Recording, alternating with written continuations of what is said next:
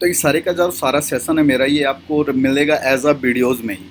ठीक है, as a videos में मिलने के पीछे का रीज़न क्या है कि मैंने इसको बहुत हार्डवर्क करके इसको तैयार किया है ताकि आप सभी को इसका बेनिफिट मिल सके। तो सबसे बात आती है, अभी यहाँ पर तोशी नाकामोतो की हम बात कर रहे थे कि तोशी नाकामोतो कौन है। तो तोशी नाकामोतो को लेके सबके जहन में बहुत सारी बातें हैं कि भाई ये कौन है कौन नहीं है, क्योंकि तोशी नाकामोतो का कोई नहीं जानता कि तोशी नाकामोतो कौन था या कौन है। किसी को नहीं पता आज दिन तक कि तोशी नाकामोतो एक मेल है या फीमेल है।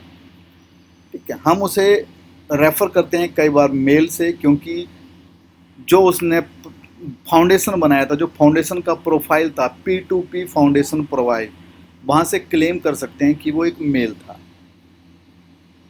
अगर हम ये भी नहीं जानते कि तोशी नाकामोतो एक सिंगल पर्सन था या ग्रुप ऑफ पीपल्स था। एग्जैक्टली बोलूँ तो ये भी नहीं बोल सकते कि तोशी नाकामोतो कहाँ से था और वो अब कहाँ पर है और वो क्या करता है, किसी को आइडिया नहीं है इस चीज़ का। तोशी नाकामोतो ने जो थी कोडिंग को फर्स्ट टाइम जो इम्प्लीमेंटेशन किया था बिटकॉइन को, वो C++ के ऊपर किया मई 2007 में। ठीक है, ये टेक्निकल सेशन है, मैं एजुकेशन का सेशन है, आप थोड़ा समझें चीज़ों को कि तोशी नाकामोतो ने जो था कोडिंग को स्टार्ट किया था और जो फर्स्ट इम्प्लीमेंटेशन स्टार्ट हुई थी बिटकॉइन को लेकर, वो C++ लैंग्वेज के ऊपर हुई थी और मई 2007 में हुई थी। तो जैसे कि मैं आपको बता रहा था कि तोशी नाकामोतो ने जो कोडिंग स्टार्ट की बिटकॉइन के ऊपर, जो फर्स्ट उसने इम्प्लीमेंटेशन किया वो C++ लैंग्वेज के ऊपर किया और उसे 2007 में किया। इसका मतलब आपको समझ में आता है कि अगर उसने बिटकॉइन के ऊपर C++ के ऊपर काम किया तो ये कोई रियलिटी को लेकर काम हो रहा था, मीन्स हवा हवाई कोई बात नहीं हो रही थी। और अगस्त 2008 में, और अगस्त के अंदर उसी साल नहीं, मतलब नेक्स्ट सेशन में 2007 के बाद 2008 में अगस्त में उसने 2 लोगों को ईमेल किया, जिसमें पहला जो पर्सन था उसका नाम था हॉल फेनाई और दूसरा जो था उसका नाम था वाई डाई। और उनसे पूछा, फीडबैक लिया कि जो उसने अर्ली वर्जन बनाया है बिटकॉइन के वाइट पेपर को लेकर, उसके बारे में वो क्या सोचते हैं। उन दोनों ने तोशी नाकामोतो को पॉजिटिव फीडबैक दिया और उन्होंने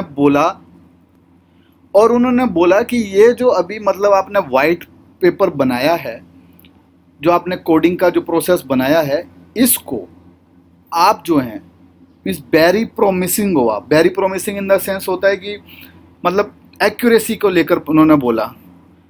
कुछ मंथ के बाद तोशी ने पब्लिश किया बिटकॉइन का वाइट पेपर, जो कि पब्लिक क्रिप्टोग्राफी मेलिंग लिस्ट के अंदर आया।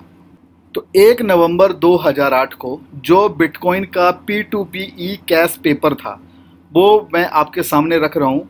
उसकी क्या था क्या नहीं था, उसने बोला वहाँ पर कि I have been working on a new electronic cash system that is fully peer to peer with no trusted third party.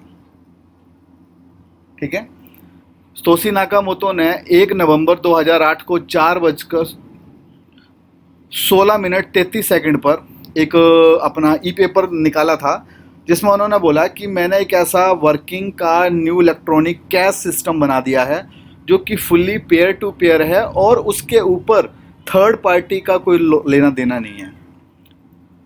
अगर आप वो पेपर देखना चाहते हो, आज भी अगर वो पेपर देखना चाहते हो, तो ये वेबसाइट है www.bitcoin.org/bitcoin.pdf।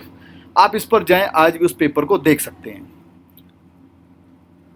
ठीक है जी, तो ये सारी की सारी चीज़ें जो थी उसने कब रख दी थी, 2008 में ही रख दी थी। अब तो 2020 चल रहा है, कितनी सारे यहाँ पर और अपडेशंस हो गए, कितनी सारी और चीज़ें यहाँ पर आ गई। तो हमें समझना चाहिए इन सारी की सारी चीज़ों को। उसके बाद भी सारी चीज़ें साइलेंट में रही और तोशी नाकामोतो इस पर काम करता रहा तब तक जब तक ये कोडिंग फाइनलाइज नहीं हुई।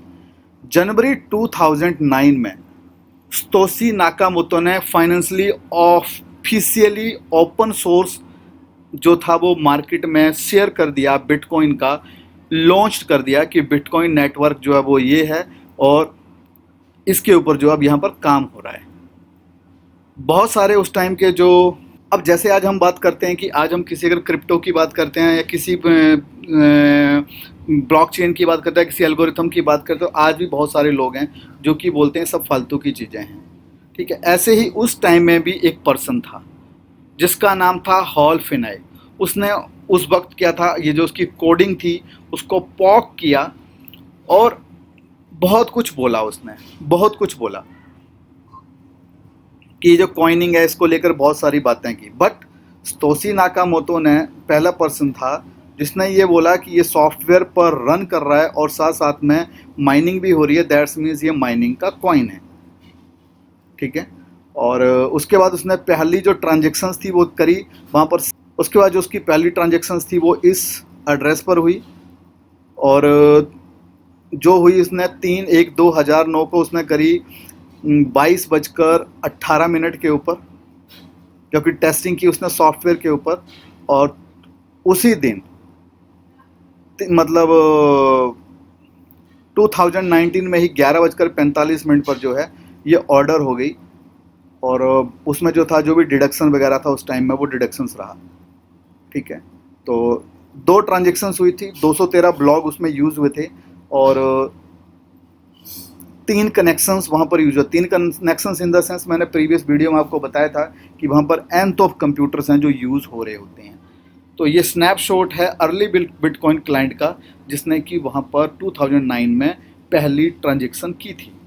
उस साल के एंड में, जब 2009 में ये आया, तो उस साल के एंड तक जो था बहुत सारे लोग थे जो बिटकॉइन को यूज़ करने लग गए थे सॉफ्टवेयर के ऊपर। बट उस वक्त उसका कुछ खास प्राइस नहीं था। तो मई 2010 में एक पर्सन था जिसने पहली बार बिटकॉइन से 2 पिज़्ज़ा बाई किए। वो कहाँ से किए? उसने उसने बाई किए वो पापा जॉन से, और उसने उसके लिए पे किया 10,000 बिटकॉइन। ठीक है, तो पिज़्ज़ा फॉर बिटकॉइंस के लिए जब उसने पे किया था, तो उसका जो पहला मतलब एक्टिविटी थी वो भी आपके सामने है कि I will pay 10,000 bitcoins for couple of pizza, like maybe too large one, so I have some left over for the next day. I like having leftover pizza to nibble on later. You can make the pizza yourself and bring it to my house or order it for me from a delivery place.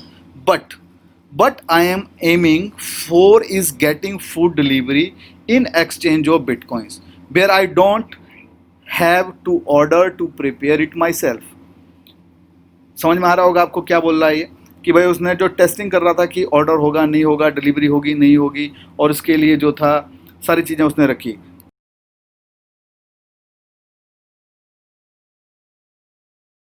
आज की date की अगर हम बात करते हैं तो आज की डेट में tens of millions of dollar का वो वैल्यू रखता है वो। तो बिटकॉइन कम्युनिटी जो है वो बहुत बड़ी है, प्रोग्रामर्स यहाँ पर अच्छे अच्छे काम कर रहे हैं, प्रोटोकॉल के ऊपर काम करते हैं, और यहाँ पर जो है बहुत सारी चीज़ें मार्केट में हैं जो पॉजिटिव हैं। इस क्रिप्टो को कोई पर्सन मार्केट में नहीं है जो कि इसको बंद कर पाए, और ऐसा कोई पर्सन भी पैदा नहीं हुआ जो इसको क्रैक कर पाए। तो और 2011 में जो था, इसने ये जो प्रोजेक्ट था, जो डेवलपिंग के कोर डेवलपर टीम थी, वो गेविन एंडरसन के हैंड ओवर कर दी उसने स्तोशी नाकामोटो ने, और स्तोशी नाकामोटो परमानेंटली इस प्रोजेक्ट से जो था वो अवे हो गया, फेडेड हो गया। तो ये कुछ हिस्ट्री है स्तोशी नाकामोटो को लेके, ये हिस्ट्री है कुछ बिटकॉइन को लेके। तो ये सारी की सारी चीज़ें हैं जो आपको समझ में आनी चाहिए कि यहाँ पर जो है कितना ज़बरदस्त वैल्यू रखता है ये बिटकॉइन।